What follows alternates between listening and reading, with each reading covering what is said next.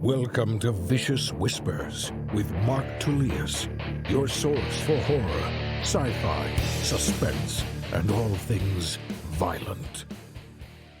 Thank you so much for joining me today on Vicious Whispers with Mark Tullius. At the end of the episode, I will read two scenes from Trying to Die in a Dark Fairytale. Last week, I read the first chapter, left you with three choices. Today, we'll read two of the scenes. So, it's been a busy week, fun week. Finally got back in jiu-jitsu. Last week, I did only 2 days, and then I had to stop because my wife had COVID. I didn't want to pass it on to anyone. I wasn't sure how I was going to be. Plus, I've been on a new medication, herbal medication to fight Lyme disease and Bartonella, which is from cats.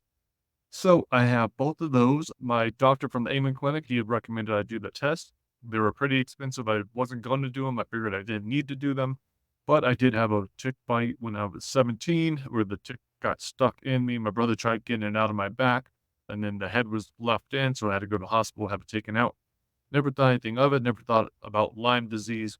I've always felt fine. But yeah, I have it. So it's been in my system for a very long time.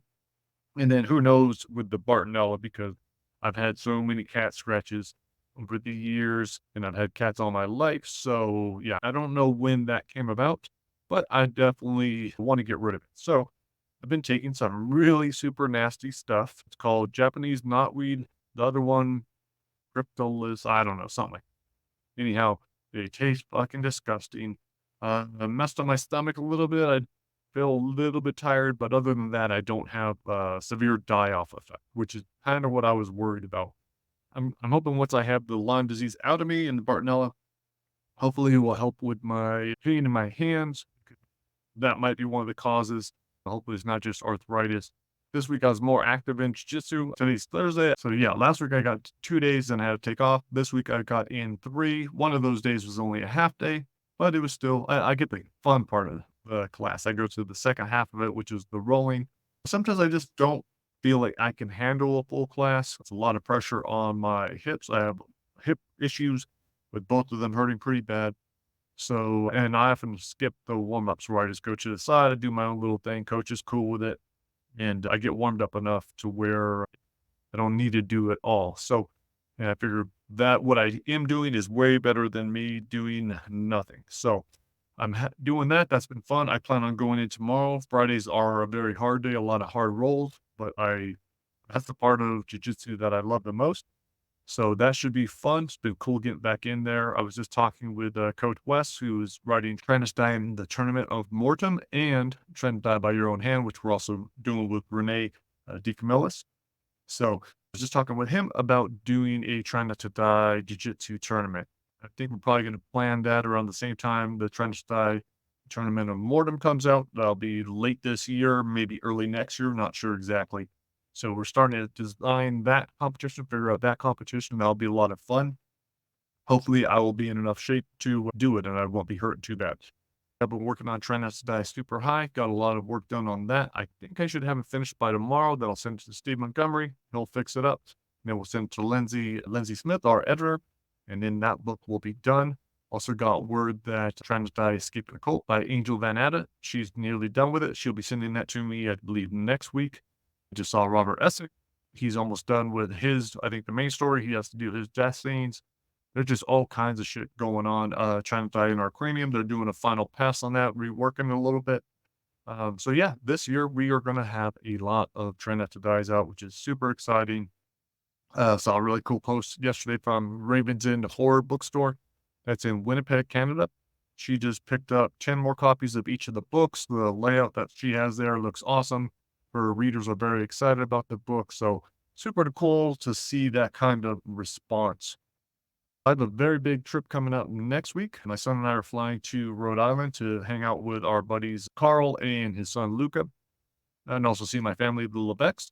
While we're there, I'm probably going to be working on the Best of Death Fest bios. All the songs have been written by Luke, who wrote lots of the lyrics for the songs in Death Fest. And also some of the different authors, like Renee, she wrote, I think, one song. Joe Young wrote a couple songs.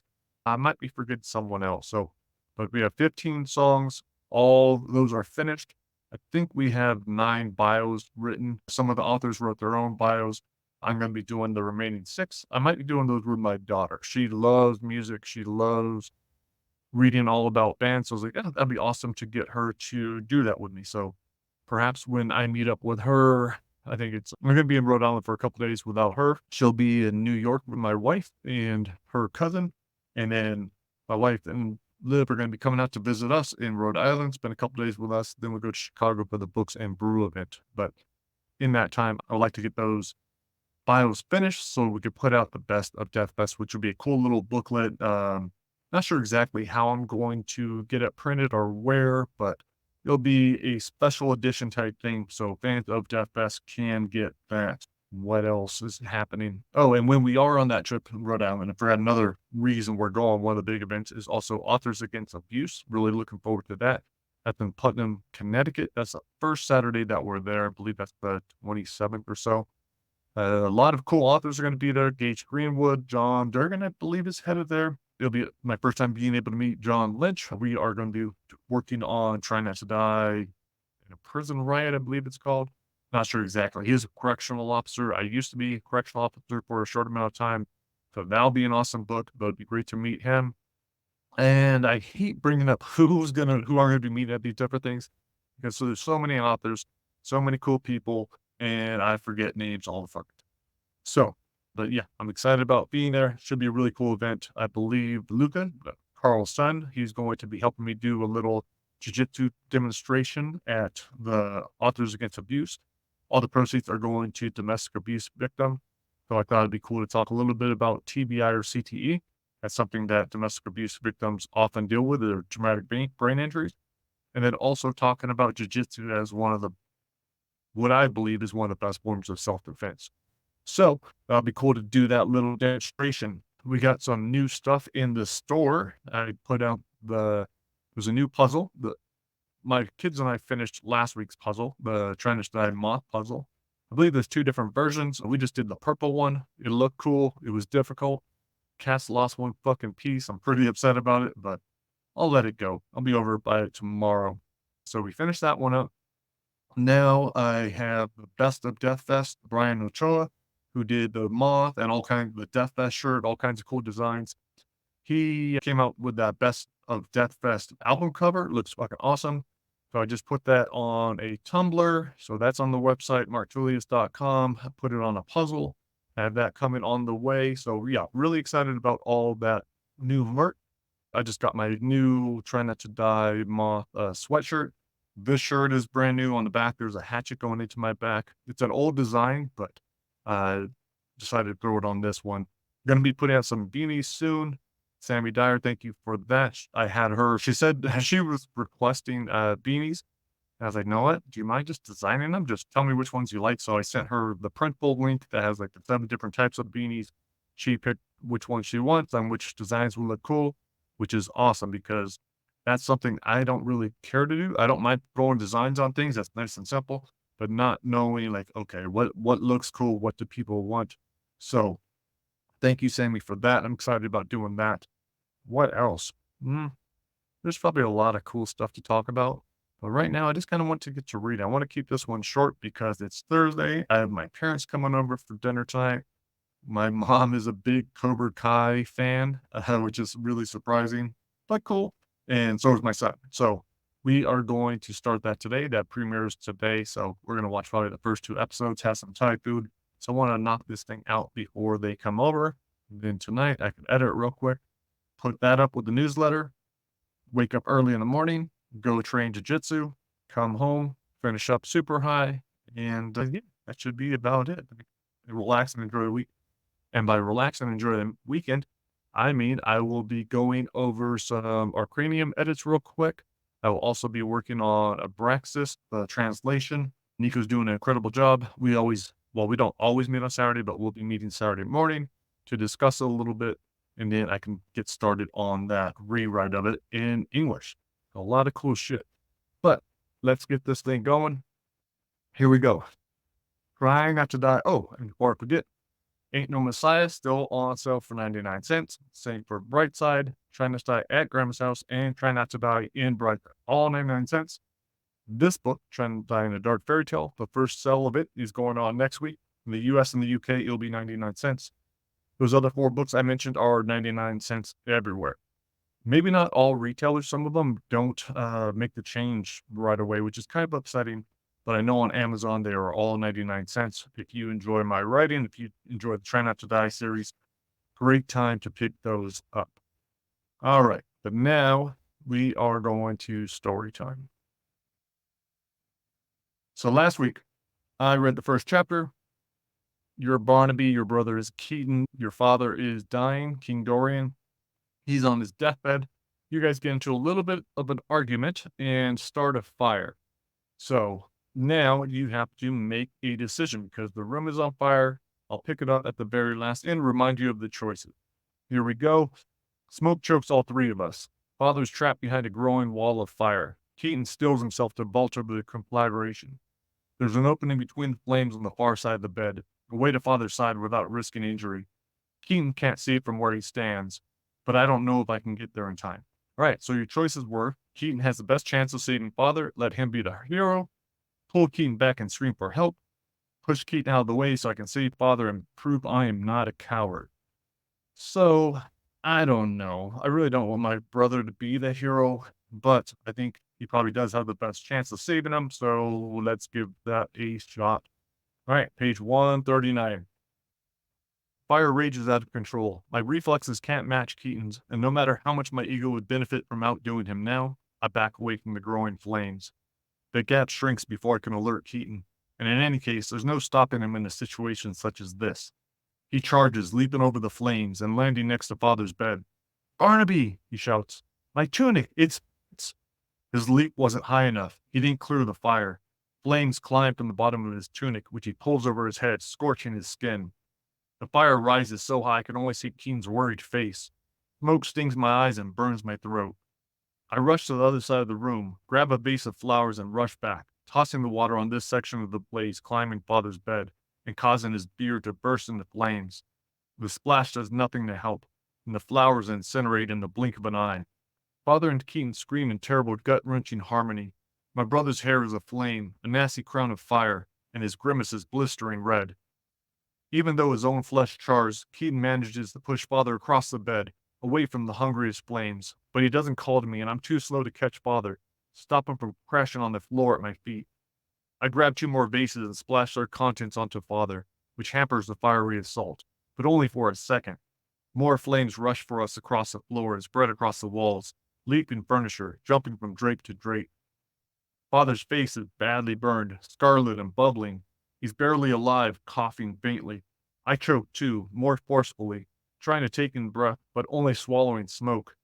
Though I drag Father toward the door, the flames are too fast and block our path. I turn back to Keaton, who throws himself through the window, shattering glass and falling out of sight, down to the moat below. The influx of fresh air causes the fire to rear tall and stay that way, bigger than before. I try to follow his lead, dragging Father behind me, but my legs are useless, alive with fire. Flames climb my own tunic from my legs up my torso, crisping me and consuming me, the open window too far away. Good job. Dumb decision. Why would you trust your brother for anything, especially saving your father? So, gotta go back to page 5. All right, so are the choices pull Keaton back and scream for help? Seems like kind of a bitch move. Or push Keaton out of the way so I can save Father and prove I'm not a coward. Damn straight I'm not a coward. So, let's get to it. Page 150, let's see what happens. Keaton's brawn isn't going to save Father, not when the smoke is so thick it's hard to see. You're only going to make it worse, I say, thinking fast, using a rare abundance of confidence left over from our fight. I grab Keaton's tunic and pull him back from the flames.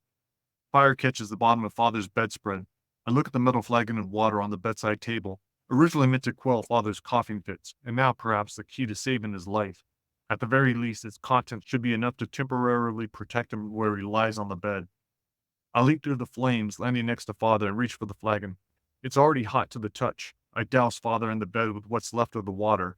Then, my eyes sting and my vision obscured, I toss the flagon through the window to clear out the smoke. In doing so, I become too much like Keaton, forgetting to think through the consequences. The sudden influx of air fuels the fire engulfing the bed, making the soaked parts steam. Some smoke escapes through the broken window, but much more belabors our breath, and the heat increases. Next to me, Father gasped, clawing his throat. His eyes bulged. He needs to get out of the smoke. I raised my fist, prepared to punch apart the other window, but I'd only injure myself more than I would break the glass. If I succeeded, I'd add more fuel to the conflagration. Plus, the fire is too extreme, already rising above the window pane. I get to my knees and try lifting Father. Even though he's smaller than he was in days past, I am, as I always have been, weak-muscled Barnaby. It's a struggle to gather him into my arms, but I eventually hold him. The air is all smoke and I keel over, coughing, dropping Father from my grasp and rolling him into the flames. "You fool!" Keaton shouts through his own choking coughs. I stare at Father's roasting body, my tears and smoke blurring the ghastly sight. There'll be plenty of time to see it more clearly in my nightmares. I jump from the bed, through a wall of smoke, and slam against the floor. Crawling, I see no exit, but I find Keaton, unconscious, not far from me. Actually, my brother is dead, his tongue protruding from darkened lips covered in soot. Mother's gone, now Father's gone, Keaton too. My family's bloodline remains only inside of me, boiling in my veins. If I escape this room, it will be alone, the rest of my life. Alone. I wail a pathetic cry, my mouth opening just wide enough for uninvited gulps of smoke to surge into my lungs and fill me with fumes. My vision clouds. My tongue lolls and my head droops. I see nothing more. God damn it. Wrong decision. What do you know? I should have remembered that, right? All right. I'm not going to read the next chapter.